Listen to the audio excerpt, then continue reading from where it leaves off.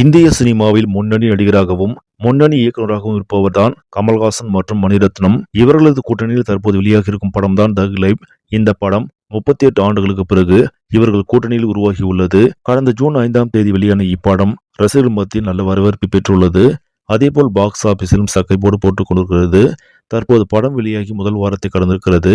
அதன்படி 7 நாட்கள் முடிவில் உலக அளவில் 230 கோடிக்கு மேலாக வசூல் செய்திருப்பதாக செய்திகள் தெரிவிக்கின்றன.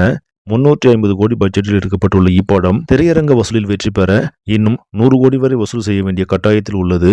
இருந்த போதிலும் சேட்டிலைட், OTT, ஆடியோ உரிமை, டிஜிட்டல் உரிமை என அனைத்தையும் சேர்த்தால் இப்படம் 400 கோடிக்கு மேலாக வசூல் செய்திருப்பதாக செய்திகள் தெரிவிக்கின்றன. இதன் மூலம் படம் வெற்றி படமாகவே மாறி உள்ளது. சரி, நம்மளே பொறுத்திருந்து பார்ப்போம் தக் லைஃப் படம் வரும் நாட்களில் எப்படி வசூல் செய்ய போகிறது என்று. இந்த செய்தி உங்களுக்கு பிடிச்சிருந்தா லைக் பண்ணுங்க, ஷேர் பண்ணுங்க, மறக்காம சினி ஸ்டுடியோ தமிழ் சேனலை சப்ஸ்கிரைப் பண்ணுங்க.